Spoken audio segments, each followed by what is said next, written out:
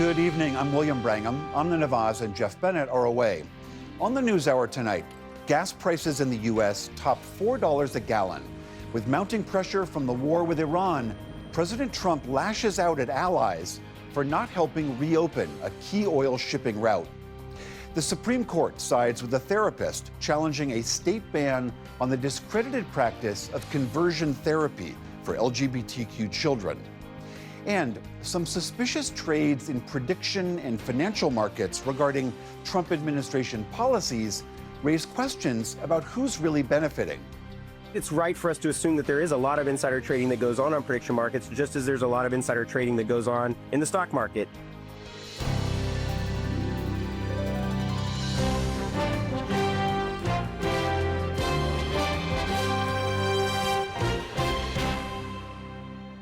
Major funding for the PBS News Hour has been provided by the ongoing support of these individuals and institutions, and friends of the News Hour, including Kathy and Paul Anderson, and Camilla and George Smith.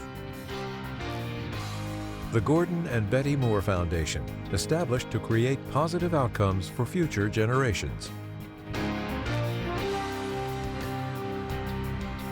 Certified financial planner professionals are proud to support PBS News Hour. CFP professionals are committed to acting in their clients' best interest. More information at letsmakeaplan.org.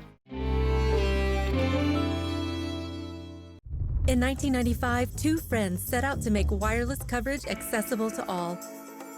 With no long-term contracts, nationwide coverage, and 100% U.S.-based customer support. Consumer Cellular. Freedom calls. And with the ongoing support of these individuals and institutions.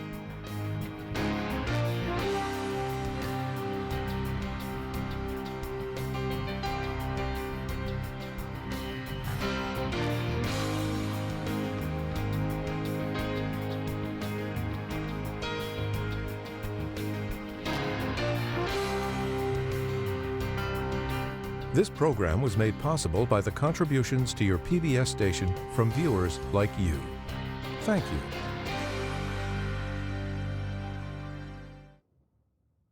Welcome to the NewsHour. President Trump said tonight that the war with Iran will likely last another 2 to 3 weeks.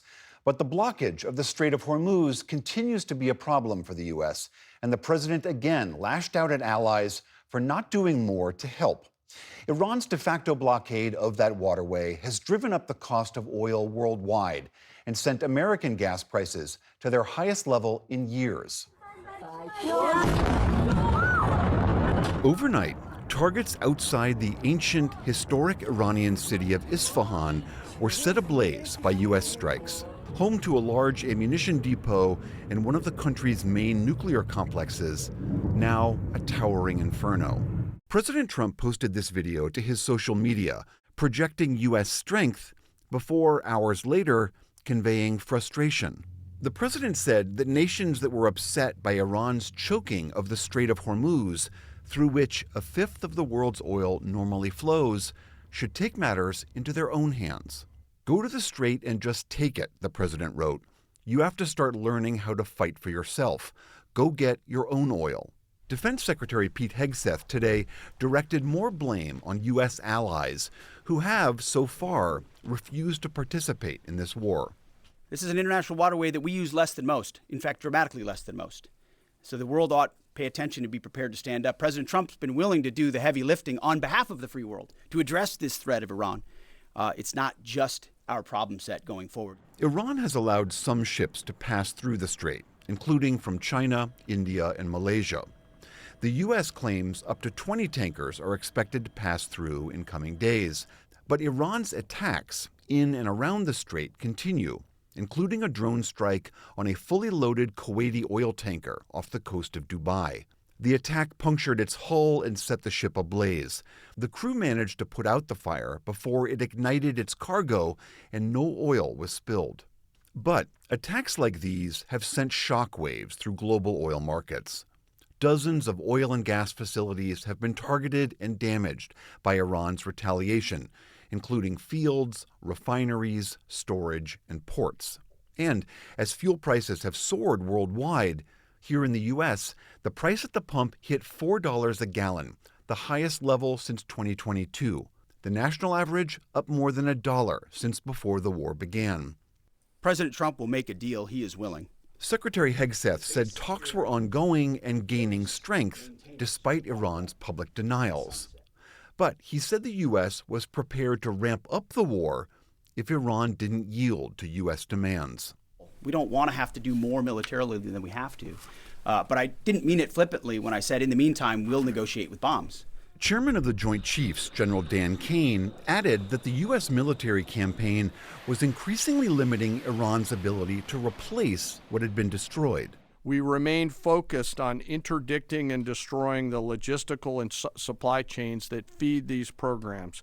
And this remains a truly joint effort, prosecuted around the clock from air, land, sea, space, and cyberspace.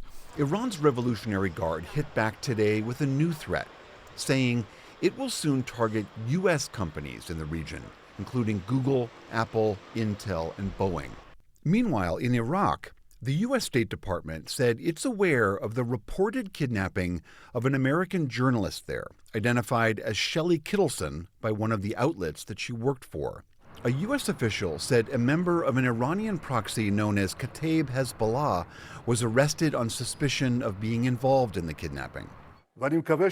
Today, a defiant Israeli Prime Minister Benjamin Netanyahu said Iran could no longer threaten Israel's existence and promised to speak soon about new alliances in the region. And the U.S. is reportedly adding even further to its forces, dispatching a third aircraft carrier strike group to the Middle East, the USS George H.W. Bush. But Secretary Hegseth would not say today if the U.S. would deploy ground forces. We're not going to foreclose any option.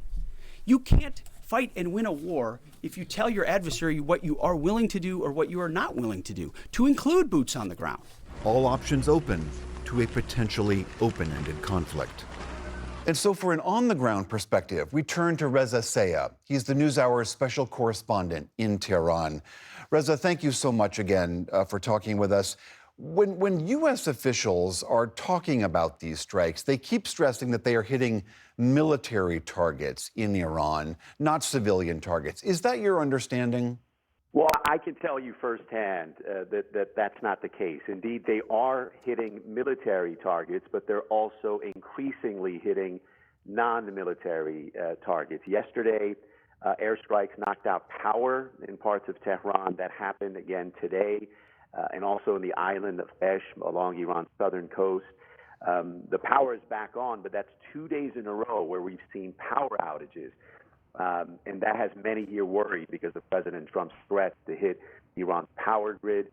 This morning, state media reported an airstrike hitting one of Iran's leading pharmaceutical manufacturing companies. And this adds to the list of strikes on non-military sites. We've seen airstrikes on universities, fuel storage depots, sports facilities, cement and steel factories, and historical and cultural sites. Reza, what is your understanding of the diplomatic talks that are underway? We've heard conflicting reports from the president and from the Iranian government. What are your sources telling you about the status of those talks? Well, I think any reasonable person would say that many of Mr. Trump's statements about talks are often inconsistent. One day he's saying negotiations are happening and he's winning the war. The next day he's deploying troops, making threats. So Tehran pretty much dismisses his statements. The foreign ministry is often very polite, but military leaders often mock him.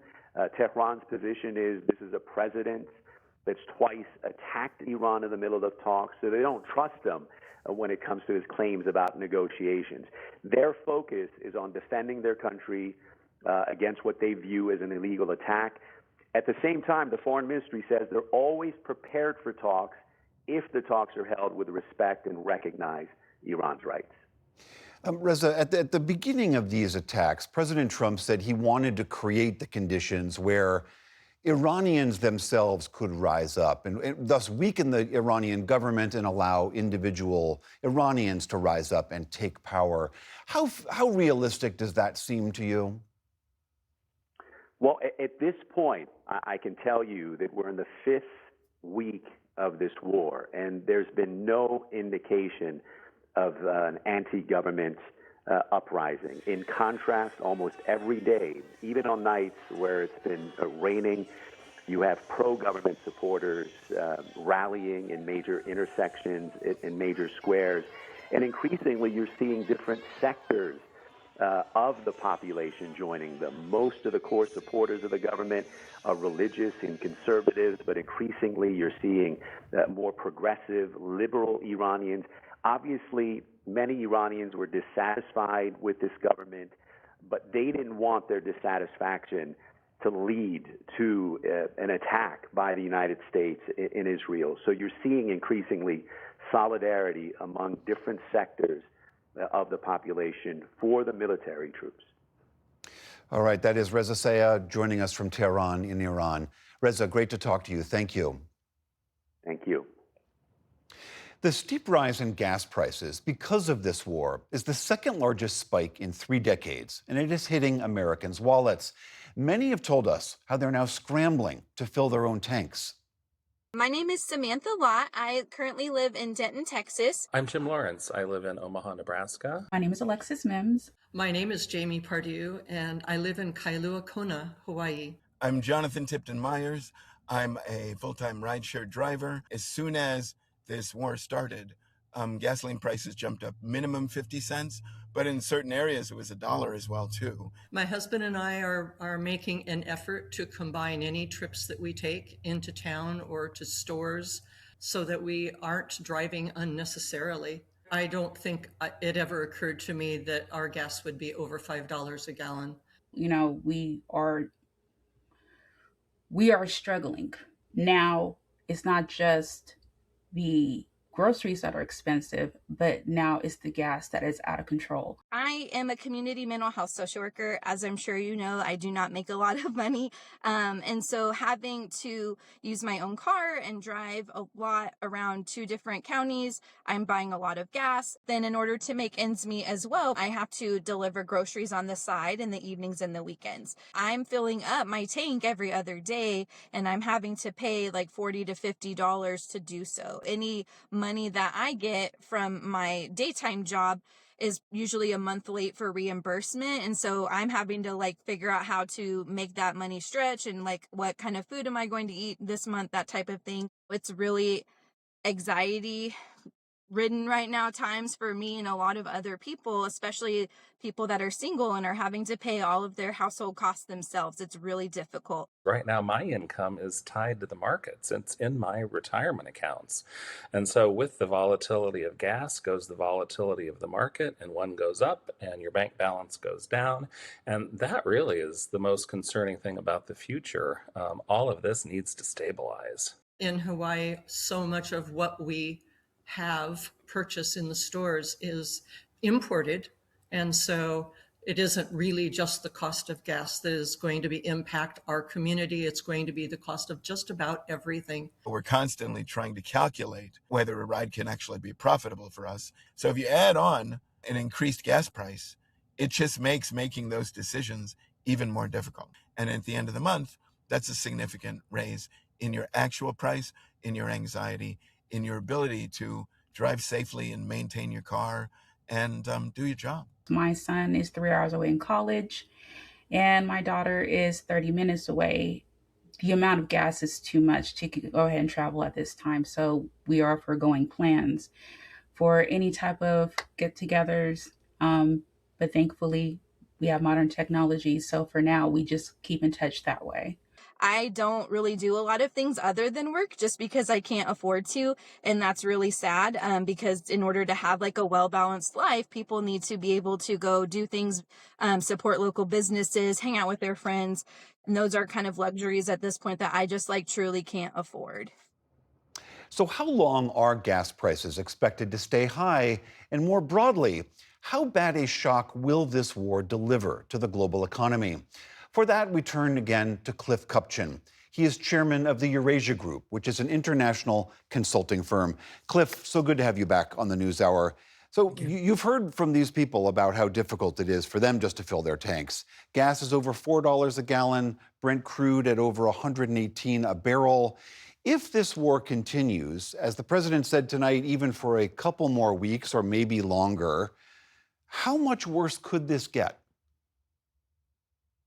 It could get a lot worse. The Strait of Hormuz is so critical to the international economy for oil, for LNG, for helium, for chips, for food, for fertilizer. It is just a choke point for the international economy. I don't think that for the foreseeable future, I mean, this war, I think, is going to get worse. Judge President Trump, by his actions, which is sending more equipment to the Gulf, not by something he might have said today about not caring about opening the Gulf. So I think this is going to be a stranglehold on the economy. It's going to raise prices in many sectors and stoke inflation in countries around the world. It's a real problem. You touched on a few of those other products that come through the Gulf, apart from energy supplies. What other industries will those mostly affect?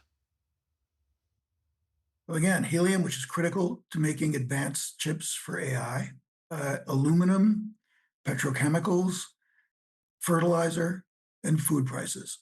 Those are the main ones. But that's a whole lot, and especially for countries that import food, it's going to be a real battle to keep the books balanced and to keep inflation under control.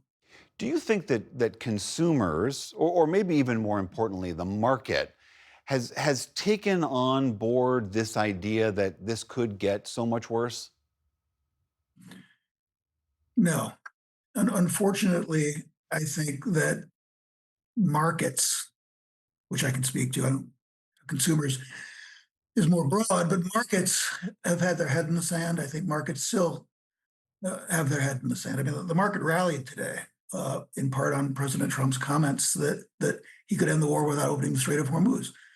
That's just really wishful thinking. President Trump also sent a third aircraft carrier to the Gulf today.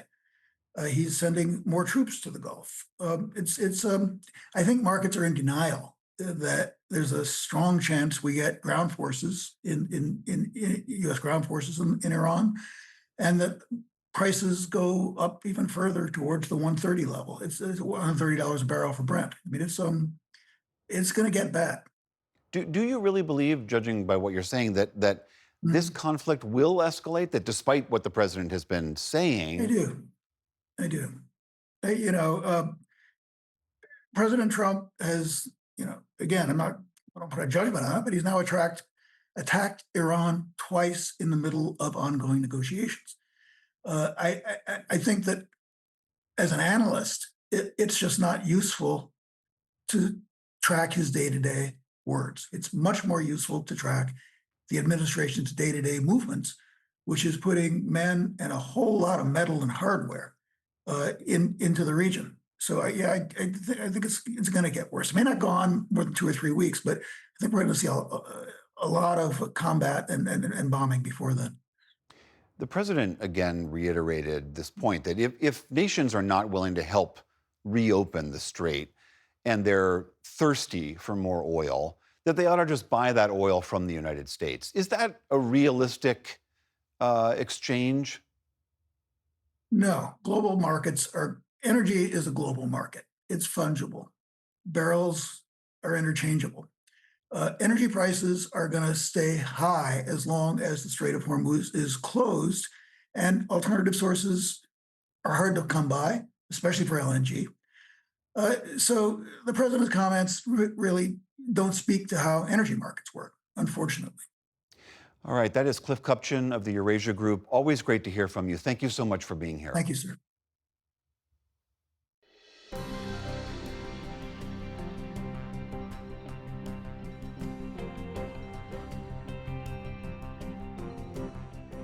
In the day's other headlines, a federal judge today ordered the Trump administration to stop construction of its $400 million White House ballroom project.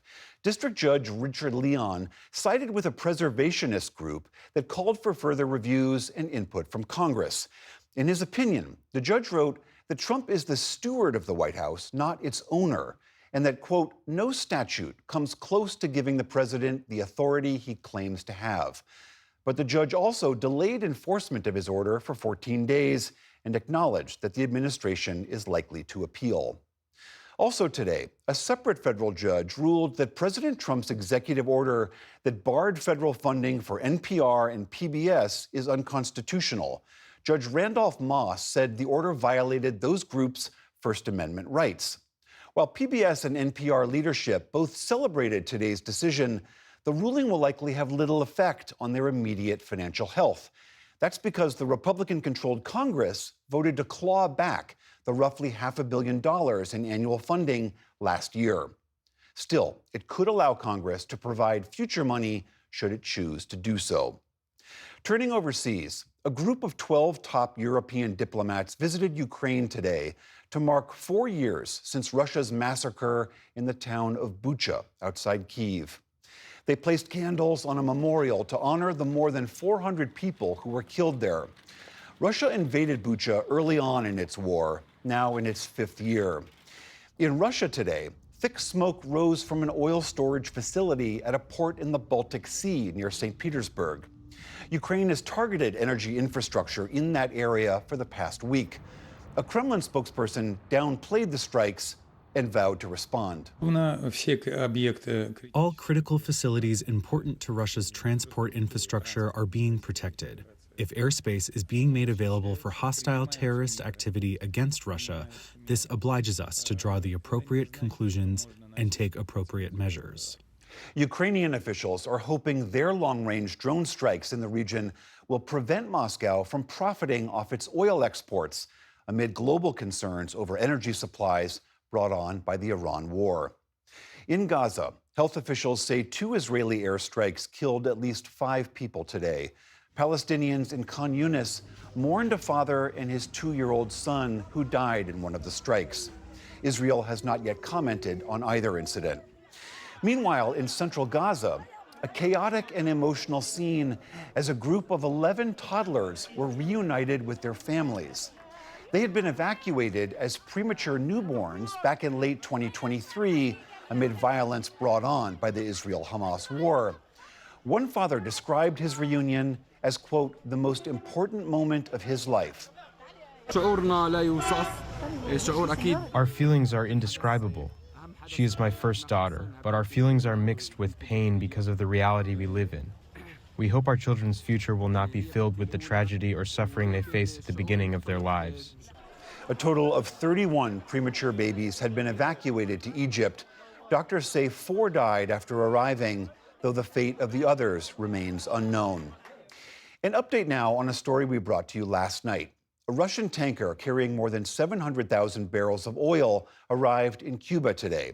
It is the first such delivery in 3 months, and it's expected to provide up to 10 days of Cuba's energy needs. The Trump administration allowed the vessel to proceed despite an ongoing oil blockade of the island. That blockade has led to a series of blackouts and further crippled the country's economy. Despite this delivery, the White House says it has not changed its broader policy towards Cuba. A panel of high-level U.S. officials voted today to exempt offshore oil drilling in the Gulf of Mexico from rules related to the Endangered Species Act. The decision came at the request of Defense Secretary Pete Hegseth, who cited a threat to U.S. energy production during the ongoing war with Iran. Critics say the move could threaten a rare whale species and harm other kinds of marine life. The panel is chaired by the Interior Secretary, and it's commonly called the God Squad because its actions can decide whether a species lives or dies. NASA has begun its 24-hour countdown to humanity's first flight to the moon in more than half a century. After weeks of fuel leaks and other glitches, officials say Artemis II is finally set to launch tomorrow night from the Kennedy Space Center in Florida. At a press event today, weather experts said the odds of a favorable condition tomorrow are at a promising 80%. Weather has been a nuanced thing for us at times here in the generation phase of this mission. But again, look outside right now, great weather. There's nothing here that is screaming a no-go for the entirety of the window for any one of these attempts.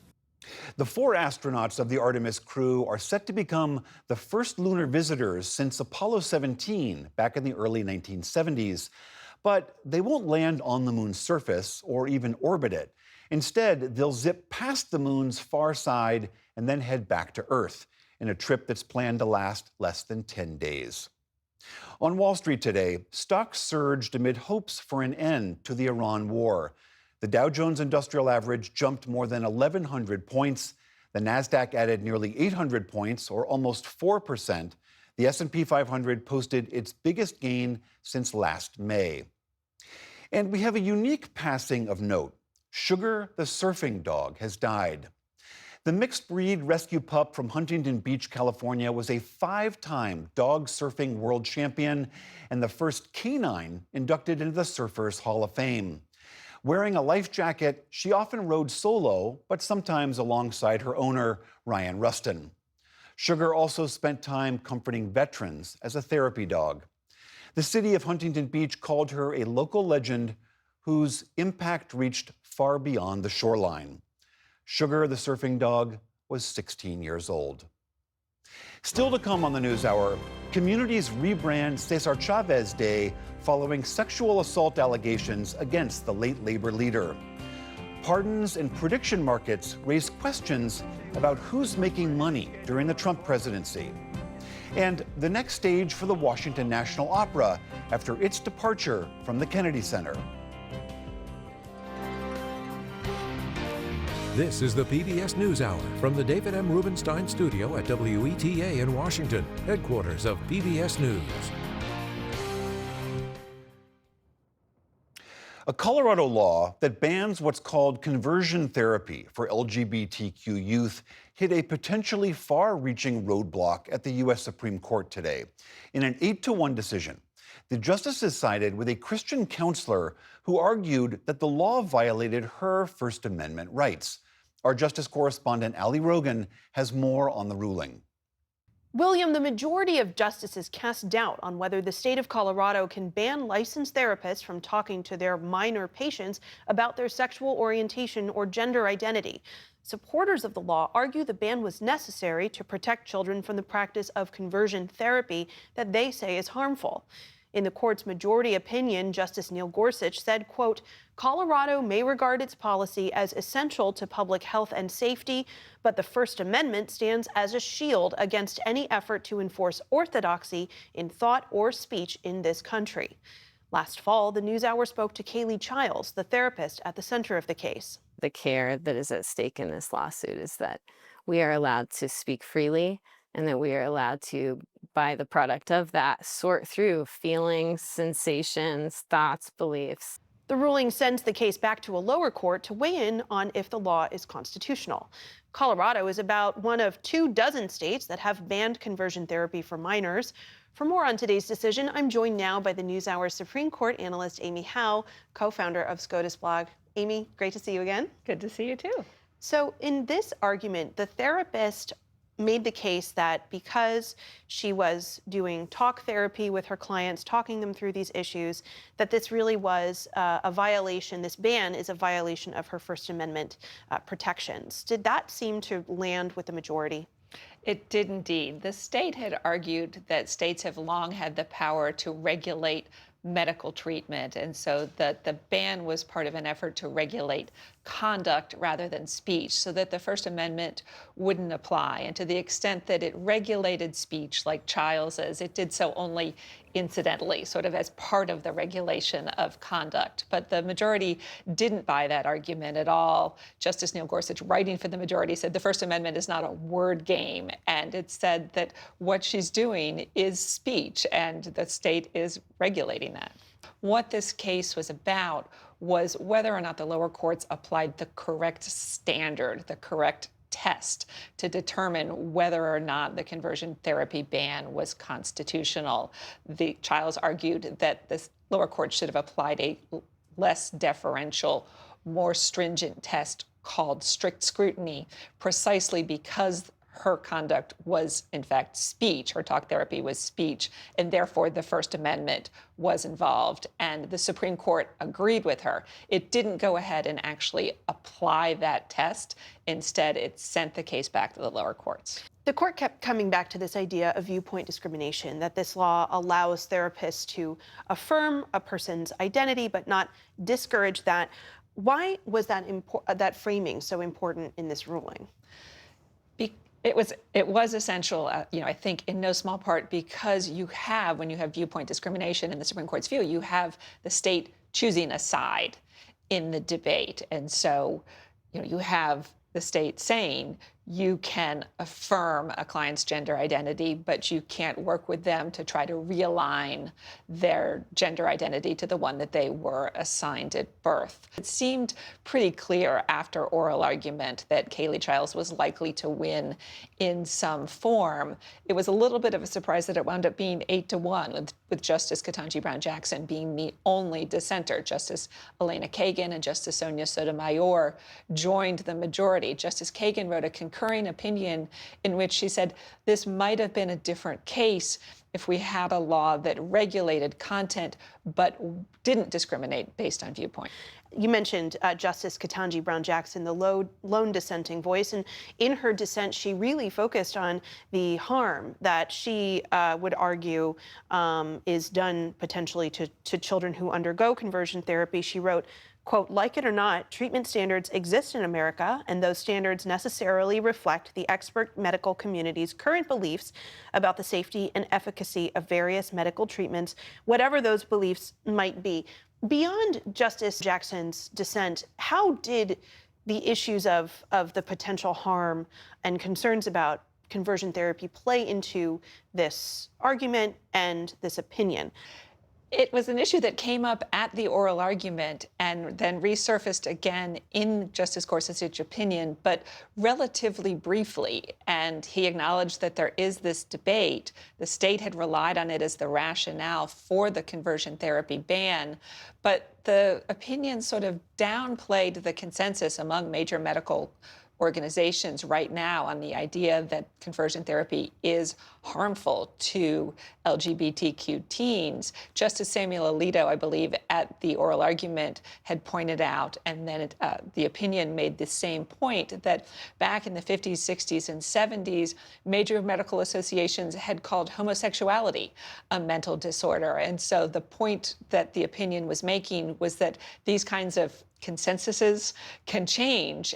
So where does this go from here, both in terms of this particular case that gets put back to the lower courts and the other approximately 24 states that have similar bans? So this case will go back to the lower court for it to apply strict scrutiny, this very demanding constitutional test, both in this case and in the roughly 25 other states that have similar bans. The Supreme Court didn't, sort of tiptoed right up to the line. It didn't come right out and say that it believed that the ban, at least as applied to Kaylee Childs, someone doing talk therapy, was unconstitutional, but it really strongly signaled that the 8 justices believed that a ban like this was. And so I think that in the case of Colorado and in other states that have similar bans, it's going to be a really tough sell to try to convince courts that these laws can survive strict scrutiny and are constitutional. Amy Howe, co-founder of SCOTUS blog, thank you so much, and we will see you back here tomorrow to discuss the big birthright citizenship case that is before the Supreme Court. Looking forward to it. Thanks so much, Allie.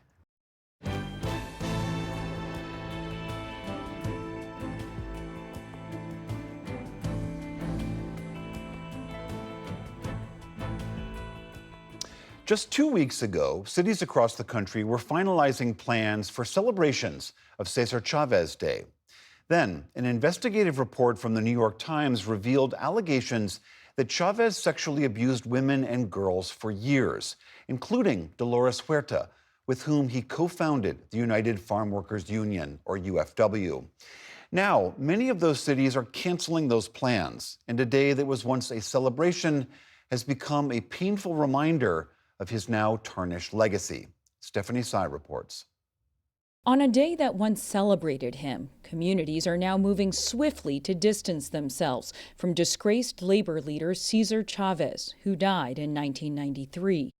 A New York Times investigation this month uncovered evidence that Chavez sexually abused women and girls for years while leading the farm workers movement. Hearing about these allegations is definitely a hard thing to digest, but it's also a hard thing to ignore. Cities like Milwaukee and Austin canceled celebrations entirely, while others emphasized the movement over the man. In Denver, where a Chavez statue was dismantled, activists instead celebrated Si Se Puede Day. In English, yes, we can. And the patch of grass that bore Chavez's name for 2 decades had a new handwritten sign, Dolores Huerta Park, after the woman who co-founded the United Farm Workers Union. Huerta herself, now 95, was revealed by the New York Times to have been raped by Chavez. I'm hoping that even though this is really difficult news and devastating news to absorb, that it might give some new life to the farm worker movement to get out from under his shadow. Geraldo Cadava is a professor of history and Latino studies at Northwestern University. I think historians have already made the move toward recognizing that the United Farm Workers was a broader social movement. I think what placing Dolores Huerta at the foreground of the movement now does, on the one hand, it acknowledges women's contributions and the idea that women have always been part of the union and were central to its successes. I guess I would only caution against just simply replacing Chavez with Huerta and lionizing her, coming to lionize her in the same way that we lionized César Chavez, because to replace one hero with another hero could also stunt the movement in some ways, I think. Women who speak up. Last week, both Minnesota and California, which was the first state to recognize Chavez's birthday as a holiday, quickly passed new laws renaming March 31st Farm Workers' Day. This is not about one narrative. It's about honoring generations of sacrifice, of resilience, and hope. And the UFW itself canceled its planned events, calling the allegations against Chavez shocking and indefensible. Taken together, it marked a nearly unthinkable fall from grace for the late civil rights icon, once mentioned in the same breath as Martin Luther King Jr., and whose name and image adorn schools, street signs, and murals nationwide. Those tributes, once a point of pride, now a source of pain in cities like Los Angeles.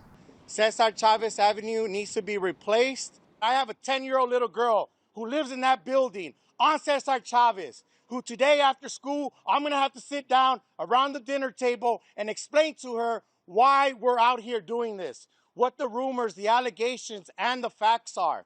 There, the Board of Supervisors has now voted to erase Chavez's name from county streets and buildings. Phoenix has done the same. Betty Guardado is a member of the city council. For us, to be able to act on this as fast as we did, it just means that we're not going to tolerate this type of behavior, and that we're going to continue to hold everyone accountable, that we will continue to lift the victims, that we will continue to do the right thing as a city. Still, what's next will likely be tougher than removing street signs. A full reckoning with Chavez's legacy, both the vital role he played in advancing civil rights and the disturbing truth of his sexual abuse. In a letter to the public this afternoon, the César Chavez Foundation said, "During this time of painful internal reflection, we do not want to lose sight of the very real threats our community currently faces. We cannot let this moment fracture what so many worked so hard to build." A sentiment echoed by the current president of the UFW, Teresa Romero. We have in one hand César Chavez, the man who committed horrible acts that we're not going to justify, that we don't condone. On the other hand, we have César Chavez, the organizer, who brought thousands and thousands of people together to be able to work for farm workers. And unfortunately, those two things came from the same man. For the PBS News Hour, I'm Stephanie Sy.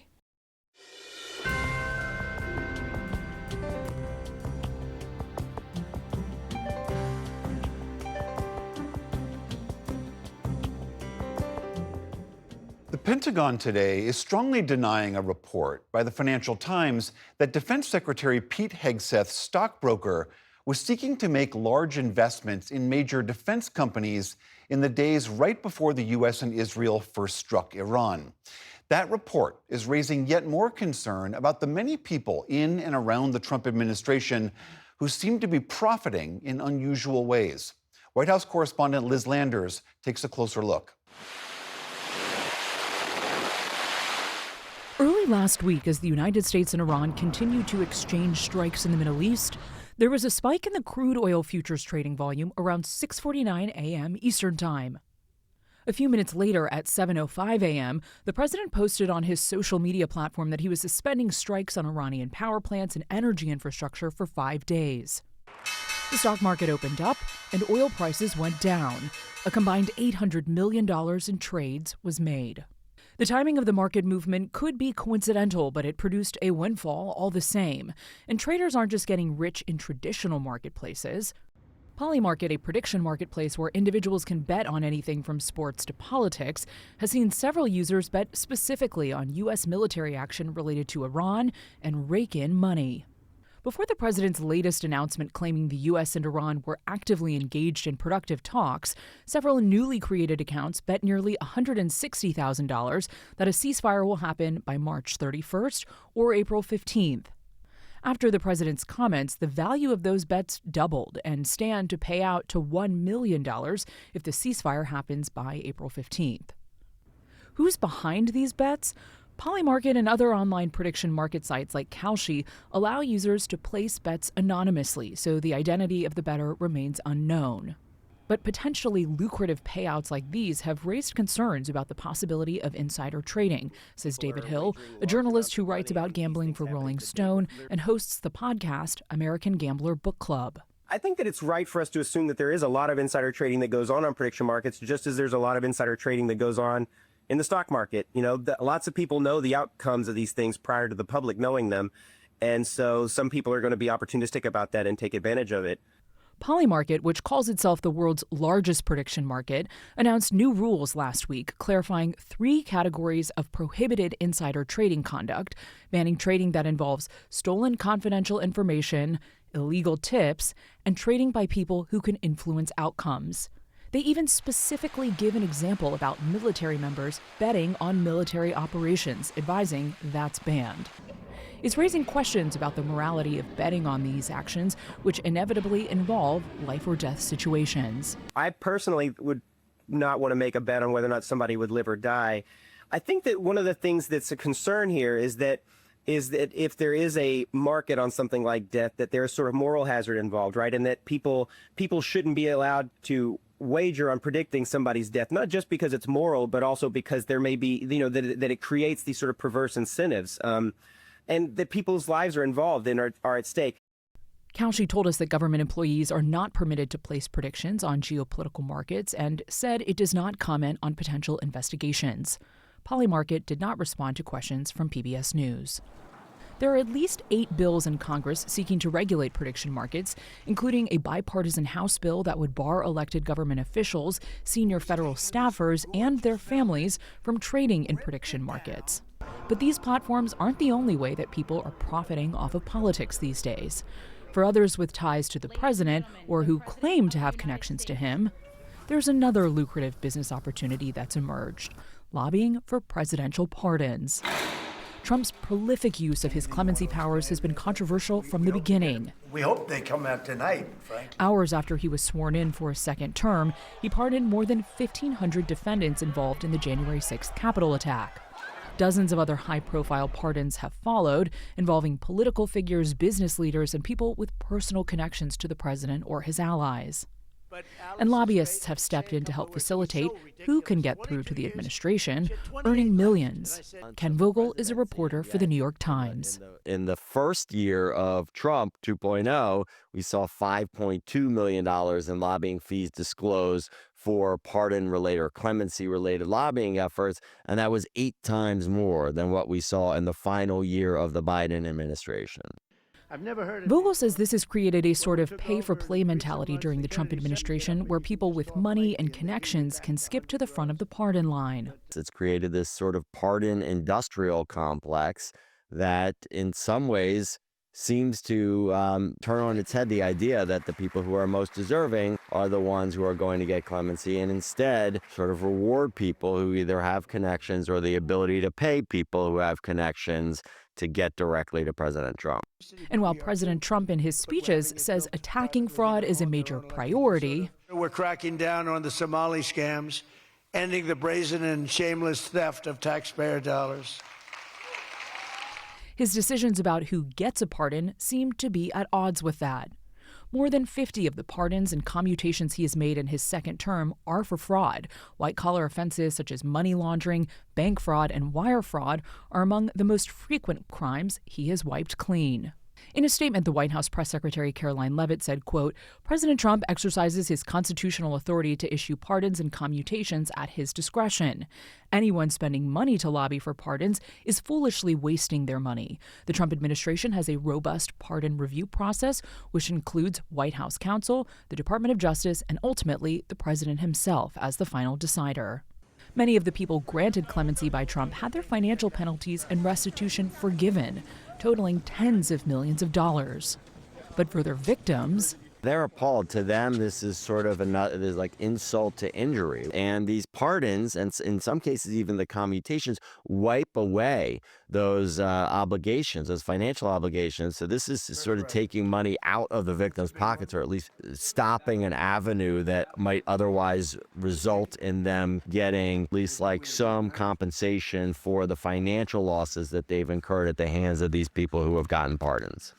For people in the White House orbit, there is potentially big money to be made trading in the currency of access to either information or to the ear of the president. For the PBS News Hour, I'm Liz Landers.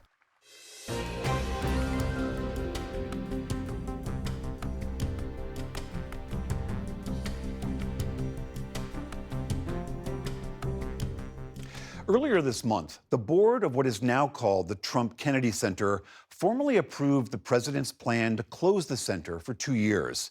Meanwhile, the Washington National Opera, which is one of the center's largest arts organizations, had already announced that it was leaving. That exit is one of the most consequential in a year full of turmoil. Senior arts correspondent Jeffrey Brown reports for our Art in Action series, which explores the intersection of art and democracy, part of our Canvas coverage. A rehearsal for The Crucible, a 1961 opera by Robert Ward, based on Arthur Miller's seminal 1953 play about the Salem witch trials. Miller wrote it as a warning about injustice and mass hysteria in the McCarthy-era anti-communist trials of his time. Now, says Francesca Zambello, artistic director of the Washington National Opera, it has new relevance for ours. I think that everyone in this country, whatever side of the fence you're on, is certainly wondering what is happening with our legal system, what is happening with democracy. Is the Constitution still serving us today? Is it serving us right now? And our democracy is on trial now. Few in the art world have been quite so caught up in the political maelstrom as the WNO and Zambello, whom we met recently at the company's rehearsal studios in Washington. Let's focus, everybody, okay? Great, thank you. Places for top of show, please. Founded in 1956, now celebrating its 70th season, the opera company has performed at the Kennedy Center since the center's opening in 1971. Bringing some of the world's greatest singers to its Grand Opera House and other stages. In 2011, it signed a so-called affiliation agreement to formalize its relationship, making it one of the center's tentpole organizations. But everything changed with Donald Trump's second term. This last year has been something I could never have imagined. I could not have dreamt this up. Last February, there was literally a coup d'etat at the Kennedy Center. That's how it felt to you. It absolutely felt like a coup d'etat. The longtime leadership, respected arts leaders, fired. New leadership with the president himself as chair in its place. A new requirement that arts groups break even or earn a profit on every production, contrary to how most opera, dance, and theater groups operate, with their need to plan far into the future and experiment with their art forms. Leading artists canceled performances. Audience members stayed away. The building felt politicized. Everyone who worked in the building, if they did not march in lockstep with the new management were fired. The audiences felt this, I think, incredible burden that everything was about us or them, about the two parties, whereas we've always been an apolitical building, an apolitical arts institution. In The Crucible, Janae Bridges, one of today's leading mezzo-sopranos, sings the role of Elizabeth Proctor, falsely accused of being a witch. I cannot make him lie. When Bridges first signed on, she fully expected to perform at the Kennedy Center, even as she wrestled with going ahead. I was a bit hesitant because it's a tricky thing to navigate, you know. Not everyone was for my choice of performing at the Kennedy Center. I felt that the role in the opera is so relevant that it was almost, in a sense, a protest. So I really felt like, okay, as uncomfortable as this might feel, I'm ready for it. But then things changed, and I have to say that I am relieved. You are relieved? Yeah, I'm relieved for sure, and I think that it was the right decision. That stunning decision, announced in January by WNO leadership and its board, to leave the newly renamed Trump Kennedy Center and go out on its own. The drop in ticket sales and donor support meant the shows could not go on. And, says Zambello, there was more. I think that by making the move away from the center, we made a big statement. Which is? And it should not be about us and them. It should be about a good civil society. But I was very concerned knowing what it's like to be homeless. A theater company, an opera company, a ballet company, you can't be homeless. But you are, in a sense, homeless now. I think we're now part of a bigger picture. We're part of a bigger community. You're changing the nature of home. I'm changing the nature of home, and I'm making it about geographic diversity. Now the WNO is performing in theaters across the D.C. area and further afield, in different size halls for different productions. There was a man before the war. Treemonisha, an opera by Scott Joplin, performed to a packed and appreciative crowd at Listener Auditorium in Washington, the same venue as The Crucible. It's a full-circle moment. The company's first ever performance was here in 1957. A May production of West Side Story will be put on in two different forms, fully staged at the Lyric Baltimore and a smaller production at Strathmore Music Center outside Washington in Maryland. I'm thinking of this as a new kind of creative freedom that we are producing in different venues that really are appropriate for the works that we will be presenting. And she says the company will continue its American Opera initiative, which fosters new operas by contemporary composers. For its part, the new Trump Kennedy Center board recently formally approved an early termination of its agreement with the WNO, having earlier claimed the parting of ways was its decision due to a financially challenging relationship. What now? Can the Washington National Opera survive, even thrive independently? Grand Opera now becomes a grand experiment. When we met Bridges during rehearsals, she was optimistic. So many people are excited to support what we're doing. I know the theater will be filled with an audience that wants to support WNO, this great company, and art and artists. Francesca Zambello sees even higher stakes. I think that the arts are certainly under attack right now. I think that many people don't believe that they're necessary, and if all of us as artists and as people working in arts organizations do not stand up to the injustices that are around us, then we are not doing our jobs. Zambello says the Washington National Opera will soon announce its productions and venues for next season. For the PBS News Hour, I'm Jeffrey Brown in Washington, D.C.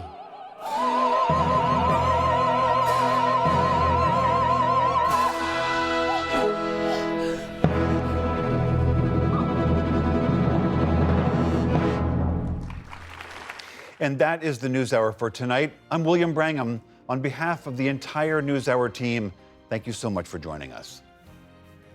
Major funding for the PBS NewsHour has been provided by Cunard is a proud supporter of public television.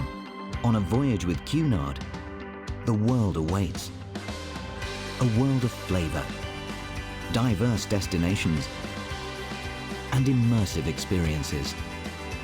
A world of leisure and British style. All with Cunard's White Star service.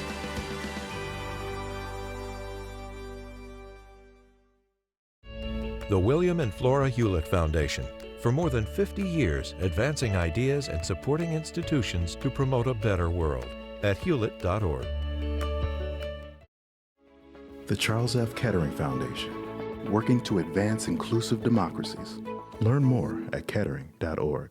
Certified financial planner professionals are proud to support PBS News Hour. CFP professionals are committed to acting in their clients' best interest. More information at letsmakeaplan.org.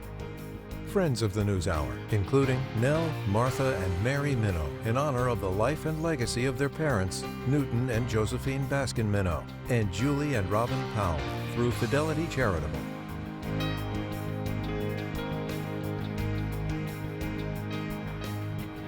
Carnegie Corporation of New York, working to reduce political polarization through philanthropic support for education, democracy, and peace. More information at carnegie.org. And with the ongoing support of these institutions.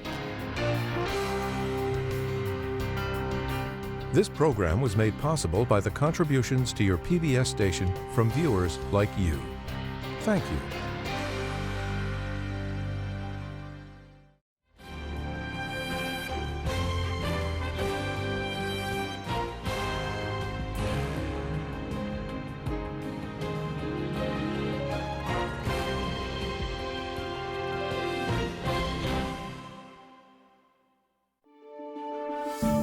You're watching PBS.